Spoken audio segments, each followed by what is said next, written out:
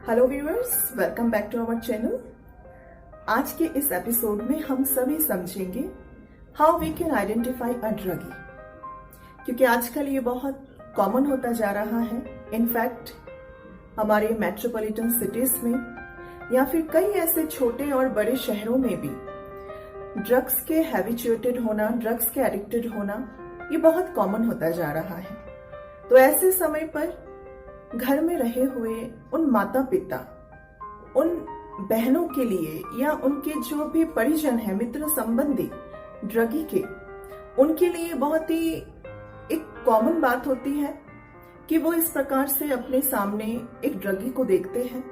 परंतु कई बार जब एक ड्रगी ड्रग के हैबिचुएटेड हो जाते हैं, उससे पहले ही अगर हम उनके कुछ बिहेवियरल चेंजेस के द्वारा या उनको अगर किस प्रकार से हम आइडेंटिफाई कर सकते हैं, इसका अगर हम सभी को थोड़ा सा नॉलेज होता है तो उम्मीद है ये हमारे लिए और एक जो इनिशिएट ड्रग लेता है, यानी ड्रग लेना वो इनिशिएट करते हैं, उनको बचाने के लिए भी बहुत मात्रा में ये लाभकारी हो सकता है। तो आइए हम सभी समझते हैं कैसे हम एक ड्रगी को आइडेंटिफाई कर सकते हैं। एक ड्रगी को आइडेंटिफाई करना सबसे पहली बात है कि उनके मूड यानी बिहेवियरल पैटर्न में काफी चेंजेस आ जाते हैं। यानी ड्रग्स लेने से पहले जो उनका बिहेवियर था सामान्य तरीके से, परंतु जब एक ड्रगी एडिक्टेड होता जाता है और एडिक्टेड हो जाता है तो उनके बिहेवियर में सामान्य से अधिक मात्रा में परिवर्तन आता जाता है। तो उनके इस बिहेवियरल पैटर्न को देखकर उनके घर वाले परख सकते हैं कि जरूर इनके साथ शायद अभी कुछ घटना घटित हो रही है, या फिर शायद ये कुछ बुरी लत में फंस चुका है या फंसने वाला है। तो इन सभी चीजों के द्वारा हम जो उनके बिहेवियरल पैटर्न में दिखाई पड़ती है, उन सब से भी अगर हो सके तो हम पहले ही अपने बच्चे, अपने भाई को उस ड्रग्स लेने से बचा सकते हैं।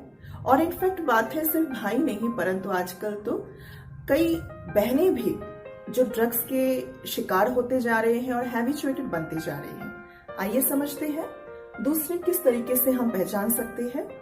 वह है अधिकतर पैसों का डिमांड करना।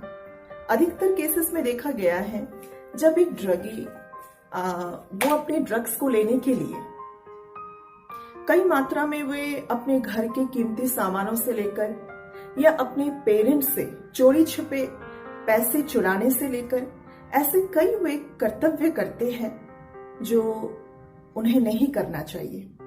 परंतु तब तक वे ऐसे ही हैबिचुएटेड हो जाते हैं कि वे ड्रग्स लेने के बगैर रह नहीं सकते। उनके पास कुछ और दूसरा ऑप्शन ही नहीं बचता। उनको उस समय बाय हुक और बाय क्रूक ड्रग्स चाहिए होता है। और हम सभी जानते हैं एक ड्रग्स का, अगर हम अच्छे ब्रांड के ड्रग्स कोई लेता है तो उसकी कीमत कितनी अधिक मात्रा में होती है।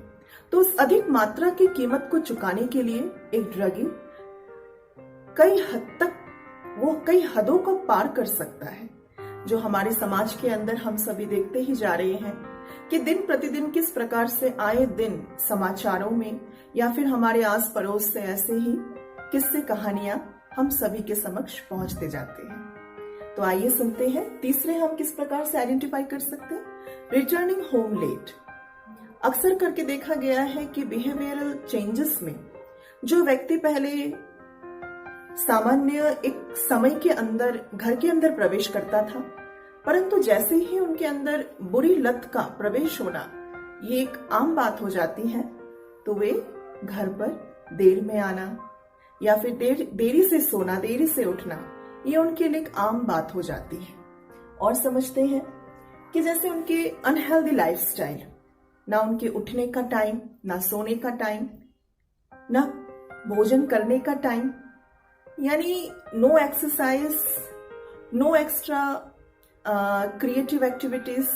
तो इस प्रकार से एक ड्रगी अपने अनहेल्दी लाइफस्टाइल की वजह से वो और भी इनसिक्योर महसूस करता जाता है। और सबसे बेहतरीन उपाय है ड्रगी को आइडेंटिफाई करने का, वो है उनके आंखों की जो प्यूपिल है वो छोटा होना।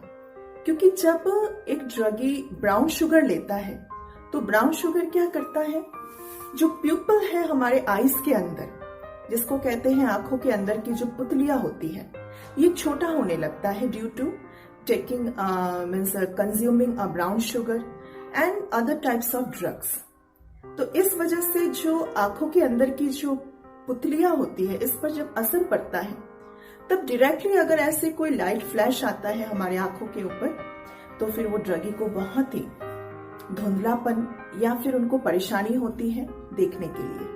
तो इस प्रकार से इस ऐसे कई अननेचुरल सिम्टम्स के द्वारा हम सभी पहचान सकते हैं कि जरूर ये अभी सामान्य से कहीं और हद तक ये किसी बुरी लत के शिकार होते जा रहे हैं। हमारे इस नेक्स्ट स्लाइड में यहां दिखाया गया है कि कैसे हम एक ड्रगी को अगर ड्रग्स छुड़ाना है तो उनके अंदर हमें कुछ क्रिएटिविटी पावर को एनहेंस करना पड़ेगा, उनके अंदर कुछ अच्छी क्वालिटीज को डेवलप करना पड़ेगा। जब किसी के अंदर कुछ क्रिएटिविटी पावर आ जाती है तो जरूर उनके अंदर की यानी हमारे ब्रेन के अंदर जो कई प्रकार के केमिकल्स एनहेंसिंग होते रहते हैं, और उसमें कहा गया है जो एक केमिकल्स है डोपामिन। जब वो डोपामिन हमारे ब्रेन के अंदर उसके जब सिक्रेशन होने लगता है तो वो हमें खुशी के एहसास कराता है। तो इसी प्रकार से देखा गया है कि एक ड्रगी कई मात्रा में ड्रग्स तब लेता है जब उसे बहुत उनके जीवन के अंदर अगर परेशानियां कहे यानी डिप्रेशन है, वो डिप्रेशन से जूझ रहे हैं, अपने आप को उससे वो लिबरेट करना चाहते हैं, वो अपने जीवन के अंदर खुशी को प्राप्त करना चाहते हैं।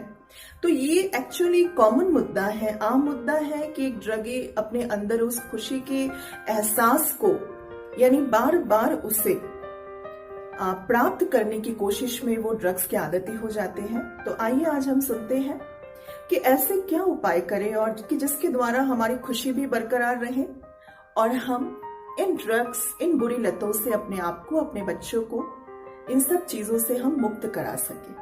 तो उसका बेहतरीन तरीका है कि हम अपने अंदर कुछ ऐसे क्रिएटिविटी पावर यानी उन क्रिएटिव एक्टिविटीज को हम अपने अंदर जगह देने लगे। क्योंकि जैसे हमने पहले बताया कि डोपामिन का काम क्या है कि वो हमारे अंदर जब सिक्रेशन होता है ब्रेन के अंदर, तो वो एक खुशी के एहसास कराता है। तो खुशी के एहसास कराने के लिए हम म्यूजिक हो या हम डांस हो या फिर हम कुछ ऐसे क्रिएटिव एक्टिविटी जैसे हम स्पोर्ट्स में भाग ले सकते हैं, या फिर यहाँ दिखाया कि कई प्रकार के जो एक्टिविटीज है उसमें हम कह सकते हैं कि अपनी फिजिकल फिटनेस पर भी हम बहुत मात्रा में ध्यान दे सकते हैं। जैसे उसके लिए हम एक्सरसाइज कर सकते हैं, मेडिटेशन कर सकते हैं, और अब मेडिटेशन में जो विशेष करके प्रचलन है जो हमारे फिजिकल मेडिटेशन के साथ साथ राजयोगा मेडिटेशन। जी हाँ, देखा गया है कि राजयोगा मेडिटेशन ये एक ऐसा मेडिटेशन है कि जिस दौरान हम मेडिटेटिव वे में अपने मन और अपने इंटेलेक्चुअल पावर को रखते हैं तो डोपामिन हमारे अंदर ऐसे ही क्रिएट होने लगता है। और डोपामिन का जब सिक्रेशन हमारे ब्रेन में क्रिएट होने लगता है तो उस अनुभूति से भी हम सभी को एक खुशी की एक लहर, खुशी उत्पन्न हो जाती है हमारे मन के अंदर। सेम जैसे इस ड्रगी को कोई दूसरे प्रकार के ड्रग्स लेकर के वो अपने अंदर उस खुशी की मात्रा को बढ़ाना चाहते हैं, तो उसी प्रकार से ही डोपामिन का जो सिक्रेशन है इसको हम राजयोग मेडिटेशन के द्वारा भी अपने अंदर इसको एनहेंस कर सकते हैं। तो इसलिए उसके लिए बहुत जरूरी है कि जिनके भी परिवार में कोई एक ऐसा उनके अगर बच्चे हैं, अगर उनके कोई भाई हैं या अगर उनके कोई बहन है, अगर वो ड्रग्स के आदती ऑलरेडी हो चुके हैं तो धीरे धीरे करके उन्हें कुछ क्रिएटिव चीजों में उनको इन्वॉल्व करें। और क्रिएटिव चीजों में इन्वॉल्व करने के लिए जो चाहे वो अपने शरीर पर वो ध्यान देने के लिए उनको वो लर्न कराएं, या फिर कुछ ऐसे अच्छे म्यूजिक्स हो, कुछ अच्छे ऐसे गेम्स हो, या अच्छे ऐसे कुछ कार्य हो जिसमें वो अपने आप को इन्वॉल्व कर सके, और साथ साथ राजयोगा मेडिटेशन।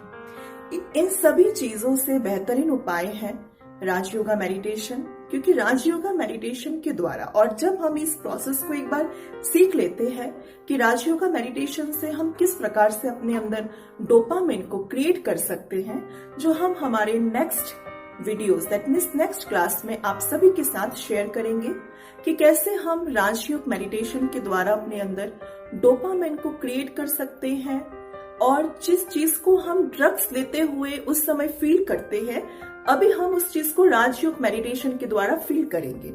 और जब हम राजयोग मेडिटेशन के द्वारा उस खुशी की लहर की जो एक उत्पन्नता होती है उसको हम महसूस करने लगेंगे, तो जरूर ये कई ड्रग्स पेशेंट्स के ऊपर अप्लाई कर चुके हैं।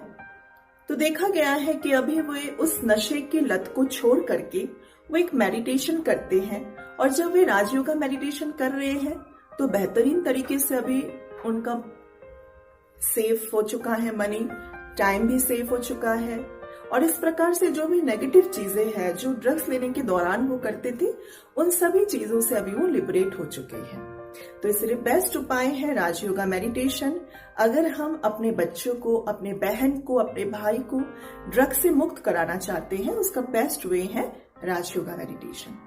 तो उसके लिए अगले एपिसोड में हम सभी समझेंगे कैसे हम राजयोगा मेडिटेशन के द्वारा अपने अंदर उस खुशी की लहर को उत्पन्न कर सकते हैं और इन सभी बुरी चीजों से अपने आप को मुक्त कर सकते हैं। तो तब तक के लिए आप सभी stay safe. Thank you. Om Shanti.